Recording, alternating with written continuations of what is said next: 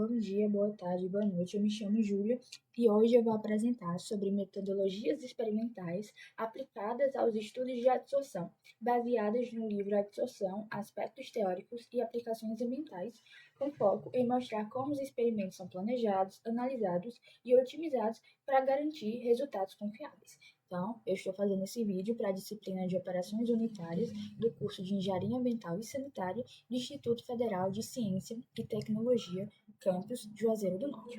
Então, primeiramente, a gente precisa entender a importância do planejamento experimental na adsorção.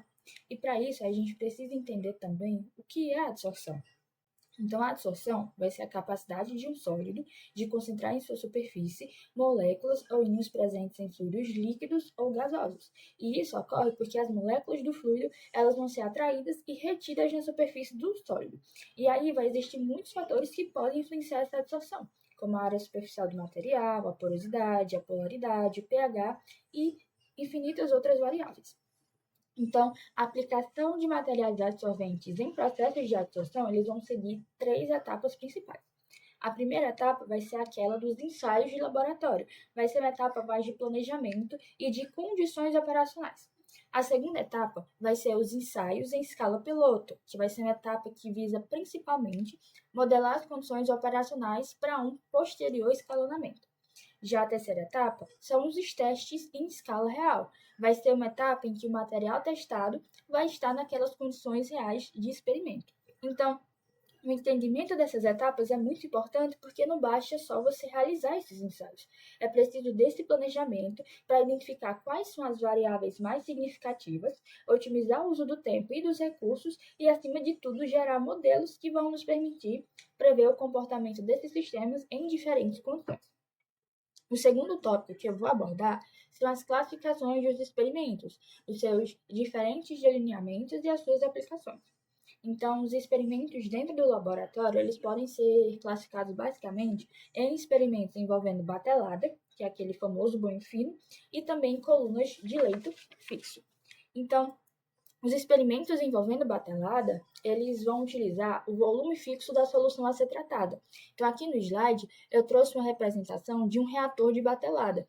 Ele vai ser basicamente um vaso de reação descontínua, onde os reagentes e solventes eles vão ser carregados, vão ser misturados e vão reagir até a conversão desejada ser atingida. Eles não vão possuir um fluxo de entrada nem de saída de materiais durante toda essa reação.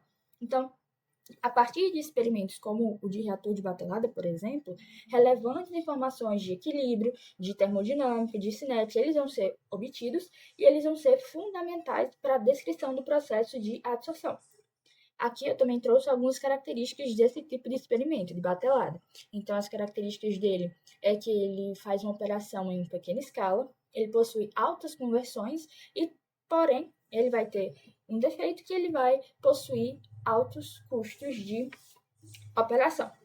Já o segundo tipo de experimento são os experimentos envolvendo uma coluna de leito fixo. Nela, o volume tratado vai variar com o tempo, e ela vai ser basicamente um sistema dinâmico, em que o material adsorvente ele vai estar confinado em uma coluna como essa, e as dimensões são conhecidas, e por essa coluna vai ser bombeada a solução a ser tratada. Então, nessa imagem aqui, é um esquema desse sistema. A gente vai ter efluente, a gente vai ter uma bomba peristáltica, que vai bombear esse efluente até essa coluna de leito fixo, para aqui em cima ele passar o efluente tratado. Então, as características desse sistema é que ele é bastante dinâmico, ele vai apresentar várias classificações, como eu vou apresentar mais para frente, e ele também tem um baixo custo de operação. O próximo tópico é os ensaios de adsorção em batelada.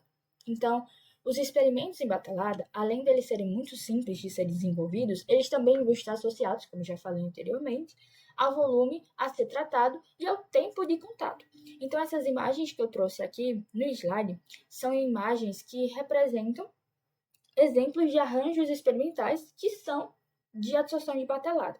Então, essa primeira imagem, ela vai ser um agitador magnético, que também possui aquecimento, e acima dele tem uma lermaia com barra magnética. Esse é o exemplo de sistema mais simples dentro da adsorção em batelada, porque ele vai utilizar poucos materiais. Já essas outras duas imagens aqui, a gente vai ter um reator encamisado, que possui motor de agitação, e também um ensaio com banho termostático agitado. Esses dois são sistemas mais complexos de experimentos que envolvem batelada. Esse esquema dessa figura aqui representa um dos ensaios que podem ser feitos de absorção em batelada. Então, aqui a gente tem 16 experimentos, sendo estudados 4 variáveis. A gente tem a variável de temperatura, que está representada pelo T1 e T2, a concentração do absorvente, que vão ser o C1 e o C2 aqui representados, as massas de adsorbato, que é M1 e M2, e a agitação em rotação por minuto, que a gente tem de 150 RPM e também 300 RPM.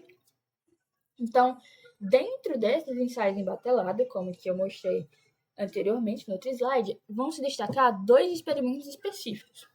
A gente tem o primeiro, que vai ser a cinética de adsorção. A cinética de absorção, ela vai permitir avaliar a taxa de remoção do adsorbato ao longo do tempo e também identifica o tempo necessário para atingir esse equilíbrio, certo? Então, aqui a gente tem esse esquema de experimento de absorção, onde está representado as variáveis que representam as condições de ensaio, que elas podem ser controladas ou alteradas conforme o tipo de resultado que você quer obter, conforme o tipo de experimento que você vai fazer. Então, representado em C, aqui, a gente tem as concentrações iniciais de adsorbato. O M vai ser a massa da adsorvente. O T, esses T são as temperaturas. E o RPM, como eu já tinha dito antes, são a velocidade de agitação. Esse EXP vai ser o frasco de Erlenmeyer com agitador. Então, eles vão representar o experimento em andamento, né? Onde o adsorbato está em contato com o adsorvente sobre agitação. E aqui do lado a gente tem os gráficos. Então, esses gráficos eles vão mostrar como esses resultados desses experimentos de cinética de absorção eles podem ser expressos. Então, o primeiro gráfico que a gente tem aqui, a gente tem a porcentagem de remoção pelo tempo em minutos. Então, esse tipo de gráfico vai indicar a fração do contaminante que está sendo removido ao longo do tempo. E aqui a gente pode perceber que a remoção ela aumenta rapidamente no início, né, aqui, e depois ela vai se estabilizar, chegando a um equilíbrio. Já no segundo tipo de gráfico, a gente tem o QE, representado aqui por miligramas por gramas, e o CE, que é miligramas por litro. Esse tipo de gráfico, ele relaciona a quantidade absorvida no equilíbrio, que é o QE, com a concentração residual do adsorbato, que é o CE. Esse daqui vai ser um outro tipo de experimento que eu vou explicar mais na frente.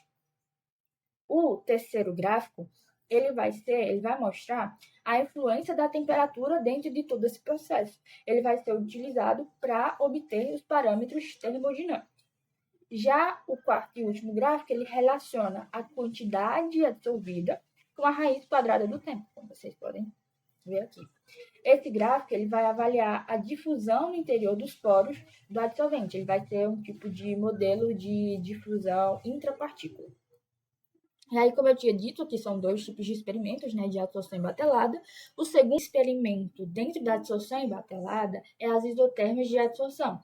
Elas visam determinar a capacidade máxima de absorção do material e compreender a interação entre o adsorvente e adsorbato em diferentes concentrações e temperaturas. Então, com os valores obtidos da concentração residual do adsorbato em cada solução, a gente consegue calcular a quantidade absorvida pelo sólido. Então, nessa primeira figura aqui, essa figura 6.4, que é o esquema deste tipo de ensaio, a gente consegue relacionar a concentração do adsorbato na fase líquida, que é esse CE miligramas por litro, com a quantidade absorvida na fase sólida, que é o QE miligramas por gama. O pesquisador ele também pode conduzir o estudo de isotermas variando a massa do adsorvente em vez dessa concentração do adsorbato. E aí esse procedimento ele segue essa mesma metodologia, essas mesmas constantes do ensaio que eu já citei anteriormente. Então, está representado nessa figura 6.6. Aqui a gente está variando a massa e a gente consegue obter esse tipo de gráfico. O próximo tópico é a adsorção em leito fixo. A adsorção em leito fixo consiste na passagem de uma solução através de uma coluna preenchida com material adsorvente. Ela vai ser uma técnica eficiente e de aplicação prática em escala industrial.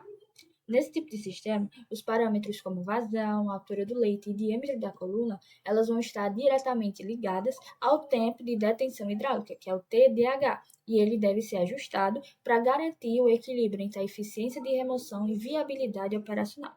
Então, aqui eu trouxe essa imagem que está representando esse tipo de adsorção em leito fixo para falar sobre outro parâmetro, que é a porosidade. A porosidade ela vai apresentar um maior volume de vazio e isso reduz o número de sítios ativos disponíveis para adsorção. Nesse slide, eu trouxe a figura 6.6, que está representando o esquema de coluna de adsorção em fluxo descendente e ascendente. Então, o primeiro fluxo aqui é o fluxo descendente, ele vai ser o mais utilizado. Já esse segundo é o fluxo ascendente, ele vai ser utilizado apenas para evitar a compactação do leito. E a adsorção em leito fixo, ela pode possuir ainda um leito expandido, que vai possuir obrigatoriamente um fluxo ascendente.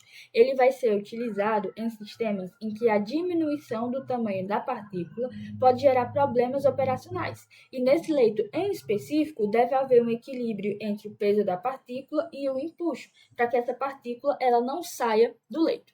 Agora, nesse slide, eu vou falar da avaliação do desempenho do leito. Então, essa avaliação é realizada pela curva de ruptura. A curva de ruptura ela vai descrever a evolução da concentração do soluto na saída da coluna até a saturação da absorvente.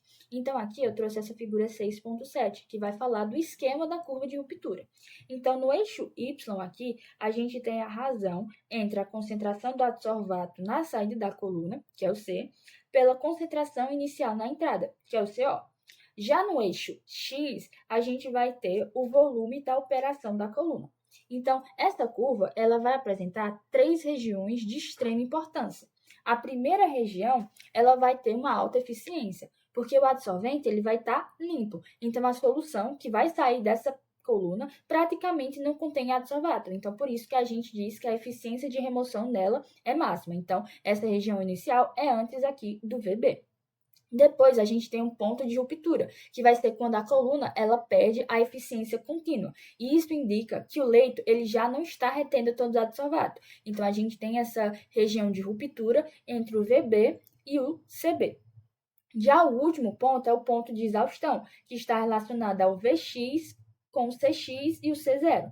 Nela, o adsorvente está praticamente saturado. A concentração de saída ela vai se aproximar da concentração de entrada e a coluna ela não tem mais capacidade de remoção significativa. Além disso, a concentração inicial do adsorvato ela também influencia diretamente o tempo de serviço do leito, e a presença de substância interferente ela pode alterar esse processo, e isso favorece ou prejudica a remoção conforme a natureza dos compostos envolvidos e também do seu experimento. Então, aqui eu trouxe mais uma representação de adsorção em leito fixo com todas as suas etapas mais delimitadas, e dessa forma, a compreensão de todos esses aspectos que eu disse posteriormente é essencial para projetar e para dimensionar os sistemas de adsorção em leito fixo. Então, agora indo para a conclusão, a gente pode concluir que a metodologia experimental é essencial para esses estudos de adsorção, porque ela possibilita reduzir os custos e otimizar o tempo de laboratório e, principalmente, obter modelos que são confiáveis. Assim, esses resultados eles vão fornecer uma base sólida para aplicação em escala piloto e, posteriormente, industrial. Então, obrigado por assistirem meu vídeo e até logo!